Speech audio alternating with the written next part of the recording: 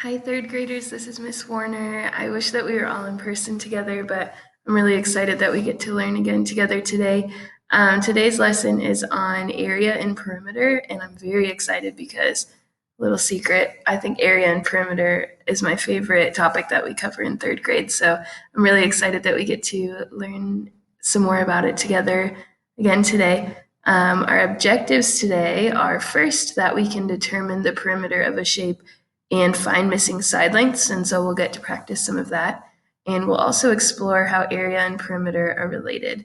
And the standard that we're using is 3.md.d.8. And basically it says that we can solve real world problems that use perimeters. And you'll be able to, in this, is finding the perimeter given knowing all of the sides, or sometimes we'll know some of the sides and we need to find a missing side length. And we're also going to look at area and perimeter together and think about whether if the perimeters of two shapes are the same, if the area will be the same. And we'll look at that together. This picture up above with these two rectangles is really a good visual to remind us of the difference between area and perimeter. So when we're looking at the area of the shape, we're really thinking about the inside of the shape. So we would be looking at the yellow part of this rectangle. The area, remember, if in our class we use this hand motion to show the area is the inside. And then if we're looking at the perimeter of a shape, if we're looking at this rectangle again, we're looking at the black border. So the perimeter is the length of the edges or the distance around a shape. And so we'll be using those two words today. Before we get started, I had so much fun looking at your comments this week, looking at what you've been up to while we've been out of school. So just as another check-in, I'm really curious to know what your favorite animal is. I know some of them, but I'm curious to see if they've changed or just hear about some new favorite animals. My favorite animal is a dolphin. I think I've told you that before. So let me know down below what your favorite animal is. I can't wait to see those and comment back on those. Here are some of our symbols that we've been using the last few weeks, just as a reminder. When you see this gray pause symbol, that means you need to pause the video. So a lot of times I'll put that symbol up right after I ask a question. So it's really important that you pause the video and you think about it first before you go through and look for my answer. The second symbol is a pencil, and this means that you're going to write. So every lesson I ask that you have a pencil and a piece of paper out so that you can solve. And I'll show this anytime I want you to do work. This pink brain that waves, he's really cute. That means to stop and think. So you'll see that throughout the lesson today. A lot of times I don't necessarily want you to write, but I just want you to think before you keep going. And the last is the blue comment sign, which we've already seen today, but that just means that you're posting your thinking in the comments. And for this lesson, you'll just need a pencil and a piece of paper. We are going to do a little bit of skip counting together. So the first thing we're going to count by is sixes, and we're going to count to 60. So I want you to use your fingers to keep track. Again, that means we start with two fists, and every time we count by another multiple of 6, we're going to add a finger. Since I'm clicking, I won't be doing that, but I would love for you to do that on your side. All right, let's count together by sixes to 60. Ready, go. 12, 18, 24, 30, 36, 42, 48, 54, 60. Good. You should have all 10 fingers up because 6 times 10 equals 60. Next, we're going to count by sevens to 70. So make sure you have your fists out and you're ready to count. Count with me, go. 7, 14, 21, 35, 42, 49, 56, 63, and 70. And again, your fingers should all be up because 10 times 7 equals 70. I want you to, now it's time for a skip counting challenge. So notice we have all the symbols up here. We have a pencil, a pause, and a piece of paper. So in just a second, I want you to pause the video. I want you to skip count on your own by sevens to 70. Once you do that, you can unpause the video and check and see if your work is correct. So go ahead, pause the video. On your paper, count by sevens to 70, and then you can press play and see if you were correct. All right, here is our skip count. This should look very similar. We just counted by sevens. If you got them all right, congratulations. If you did not, you might want to go ahead and go back and practice counting with us a couple more times. And then I'd love to see you try again and see if you can get them all right. So we just counted a little by sixes and sevens. For our next fluency activity, we're going to do a game that students in my class have done before. It's called area or perimeter. So I'll read a statement, and then you're going to think in your head, is it area or is it the perimeter of a shape? So I'll read this statement, pause for a second, think about it, and then I'll tell you the answer. It says area or perimeter. Mrs. Shadow wants to put a wooden frame around her vegetable garden. So she's putting a wooden frame, see in this picture, around her vegetable garden. Is this area or perimeter? Think in your head, pause if you need to. 3, 2, 1. This would be the perimeter because the wood that's going around the garden is just going around. It's not covering the whole garden, right? That's the vegetables or the soil, but the wood is going all the way around. So that would be on the perimeter of the garden. The next one, this picture is funny. This is a picture of Miss Warner and her friend. We made a green cake to celebrate St. Patrick's Day. So my question is, if Miss Warner frosts a cake to celebrate St. Patrick's Day, so putting that frosting all over the cake, is that the area of the cake? Did I cover the area of it? Or did I cover the perimeter of the cake? I'm going to give you about 5 seconds to think. 5, 4, 3, 2, 1. I covered the area of the cake with frosting. So I covered the whole surface area, or I covered the whole inside of the cake. The perimeter of this picture of this cake would be the pan. You see how the pan goes around the perimeter? But the frosting would be the area of the cake. The last one says, Mrs. James puts a border on her Map Stars bulletin board. So you guys have seen this bulletin board in our classroom with our data rockets. I'm curious, do you think that this border, so the star border, do you think the border is the area of the shape or the perimeter of the shape? You have about 5 seconds to think. 5, 4, 3, 2, and 1. If you said that was the perimeter, you would be correct because the star bulletin or the star border is just around the outside of the shape. This cloth that is covering the whole bulletin board, that would be the area, but the border is the perimeter. Awesome job. All right, before we get started looking at perimeter and area again, I wanted to review this problem from last week. This was the problem that I had you solve in the comment section, and I was really impressed with your guys' work. So I just wanted to review it. It says there were 56 birdhouses at school. Today, 4 classes made more birdhouses. Each class made 8 birdhouses. How many total birdhouses are there now? So what I did first, and I think most of you did it this way as well, but if you didn't, I'm very excited to see a different way, but this is just how my brain thought about it. I drew a tape diagram first to find out how many new birdhouses were made. So I knew that there were 4 classes, so I have 4 units on my tape diagram, and each class made 8 birdhouses. So each box of 8 represents 1 class. So I did 4 classes times 8 birdhouses equals 32 new birdhouses. So I know that today there were 32 new birdhouses made. And then what I could do was solve for the total birdhouses. So that solving for the new birdhouses was like my hidden question. The second step helps me find out how many total. So this green box has 56 birdhouses. I used this green box in my tape diagram to represent the amount of birdhouses we had already.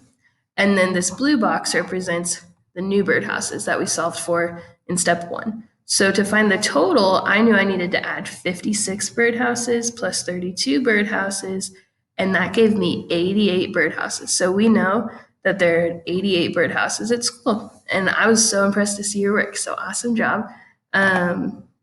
Before we hop into our first problem, which is about one of these sports, I want to know what your favorite sport is. So I would say out of these options, I would choose basketball. I think basketball is really fun to play and to watch.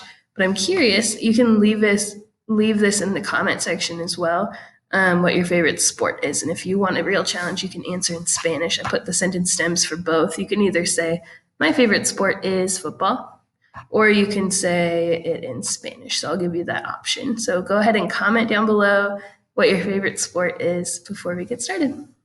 All right, so our first problem says, Juan runs around the edges of the soccer field. He ran around the whole field one time. How far did Juan run? I want to think for a second. Is Juan running around the edges of the soccer field? Is that solving for the area or the perimeter? I want you to pause and think for a second. Is that the area or the perimeter? You have about 3 seconds. 3, 2, and 1. If we're thinking about the edges of the soccer field, we're thinking about the perimeter. Remember, the perimeter is the distance around a shape or the outside of the shape. And so when Juan runs around the outside of the soccer field, we're thinking about the perimeter. We want to know how far Juan ran. So I want you to think on your paper. So use your paper in front of you, pause the video.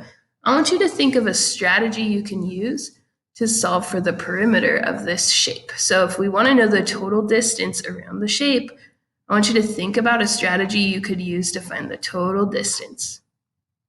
Go ahead, pause me here, and when you're ready to check your work, you can press play. All right, so here is my thinking. I actually used 2 different strategies to solve. This is the strategy I'm guessing most of you chose, but there's a second one that some students in my class really liked, so I added that one as well. But the strategy that I used was adding up all of the sides. So we know all the sides of the field. So what I did was I just added them up. So I did 60 plus 40 plus 60 plus 40, and I got 200 yards. And when I was solving this, I was thinking 60 plus 40, I know is 100. So I simplified this and I made 100 plus 100 equals 200 yards. But there's another strategy you could have used as well. And I really liked this strategy that some students were using earlier this year. But I know there's 2 sides that are 60 yards, and I know there's 2 sides that are 40 yards. So when I write my equation, I can do 60 times 2 plus 40 times 2. And if I think about, this might look like a really big problem, but I can break it up because I know 6 times 2 is 12, and I see 1 0, so I know that 60 times 2 is 120. And I also know 4 times 2 is 8, and I can add 1 0. So I could do 120 plus 80 equals 200 yards. So either way of solving that is correct, but I wanted to give you both options. So we know now that Juan ran 200 yards around the soccer field. All right, this problem is a little bit different. I want you, as I'm reading, to think about how it's different. It says, Caden builds a rectangular pen for his pet rabbit. I don't know if Caden has a pet rabbit, but that would sure be awesome. So here's a pet rabbit, and a pen is not like a pen that you write with, but a rabbit pen is kind of like a cage. It keeps the rabbit in a certain space. So it says, Caden builds a rectangular pen for his pet rabbit.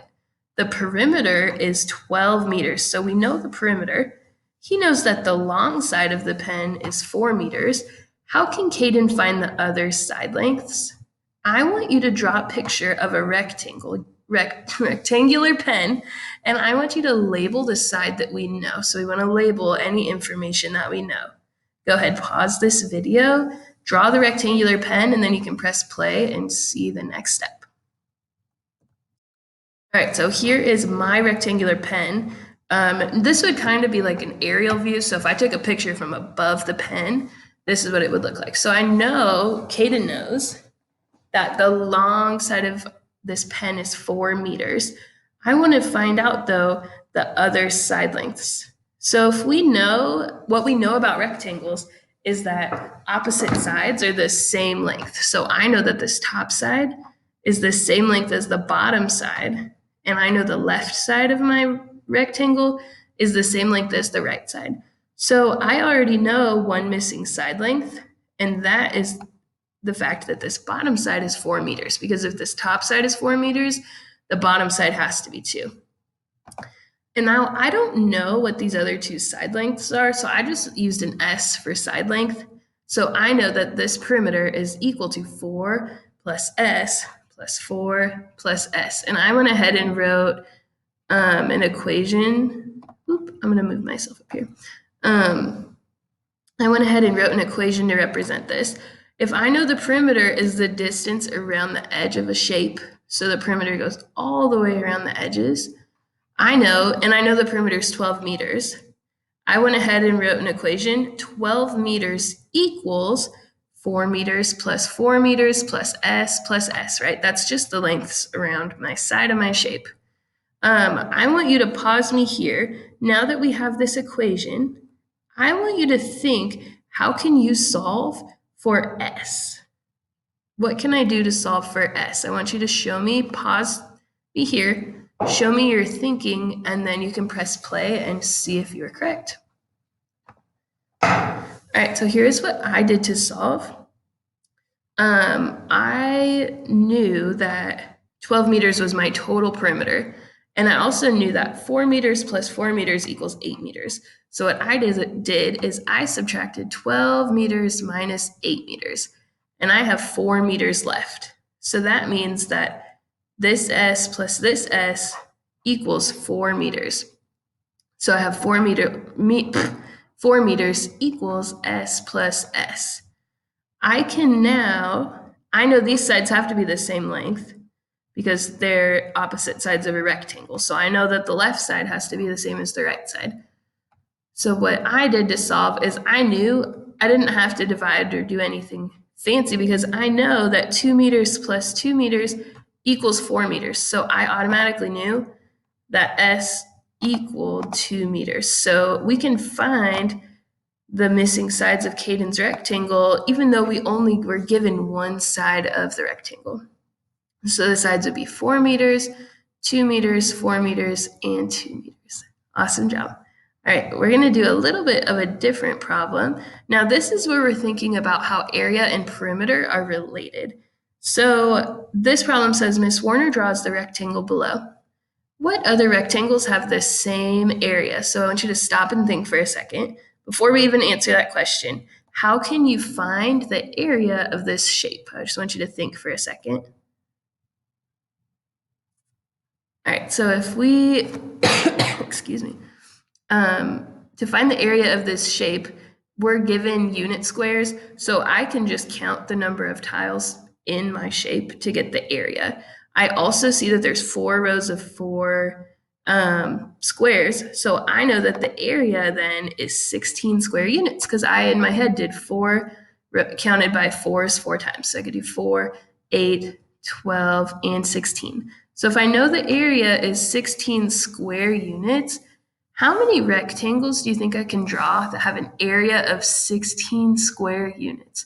I want you to think in your head, and then I want you to draw on your paper some more rectangles that have an area of 16 square units. So pause the video, think about rectangles with different side lengths that have the same area of 16 square units. Go ahead, pause me here, do that, and then you can press play. All right, so here are some other rectangles that have an area of 16 square units. So here's that original square we had. Now the side lengths on this rectangle are 4 units and 4 units. Another rectangle you could draw, this one is very long, is the sides on this rectangle are 16 units and 1 unit, but I still have 16 squares that make up my area. And then this other rectangle, the side lengths are 8 units and 2 units. So I can think in my head, I still see 16 squares. So these rectangles all have the same area of 16 square units. But obviously looking at them, we can see they look different, but they have the same area. I'm curious, so these rectangles have the same area. I want you to think for a second, so you're gonna have to pause the video to think. Do you think that these shapes have the same perimeter? Why or why not? We know they have the same area, but do you think they have the same perimeter? Think in your head. Think of a strategy you could use to solve for the perimeter. Tell me why or why not. Go ahead, pause me here, think about it, and press play when you're ready. All right, so I solved for the perimeter of these shapes, and I noticed that the perimeter of each rectangle is actually different. So this was our rectangle from before. If all of the sides are 4, it's not only a rectangle, it's also a square. But I know that 4 plus 4 plus 4 plus 4 is 16 units. So the perimeter of this rectangle is 16 units. But if I look at this very long rectangle, the side lengths, if I add them together, are 16 plus 1 plus 16 plus 1. I have 34 units is the perimeter of this shape, which is obviously bigger than 16 units. And our other rectangle is 8 units plus 2 units plus 8 units plus 2 units. And the perimeter of this shape is 20 units. So by looking at this, I want you to just think for a second. If two rectangles have the same perimeter, does that mean that they have the same area? When we solve for the area, we know that they're all the same, but shapes that have the same area don't always have the same perimeter. And we can see that's just because they're built differently. Some of you might have drawn also, like for example, this rectangle, the sides are 16 units wide and 1 unit long. You could also draw, if you flipped that, right, it's horizontal right now. If you flipped it vertically, you could have a rectangle that has the same side lengths, then that one would have the same area, or sorry, the same perimeter. But shapes can have the same area and a different perimeter. And thinking about that also, two shapes could have the same perimeter, but they could have a different area. So it's really important to know that they don't always have the same area and perimeter. Sometimes they will, but that's not always the case. I have a question for you to solve in the comment section below. So I want you to look at these two rectangles. There's rectangle A and rectangle B. I want you to solve for the area and perimeter, both of rectangle A and rectangle B. I want you to let me know in the comments which rectangle has the greater area and which rectangle has the greater perimeter. And we will look at this together at the beginning of the video next week. So that's all we have for today. If you are in mine or Mrs. Shadow's homeroom, I want you to, after watching this video, go head over to Seesaw, and I'm going to post an activity there that has to do with some similar problems. So hopefully you've watched this video first, and then you're able to go solve those problems on Seesaw. For everybody else, please go ahead and solve. Actually, I want everyone to solve this problem, regardless of if you're in my homeroom or not. But everybody solve that here, and then if you're in mine or Mrs. Shadow's homeroom, you can head over to Seesaw and answer some more problems there as well. I hope you all are doing well and staying safe. I really do miss you, but I'm looking forward to doing math together again next week, and I hope that you all have a great day. Bye.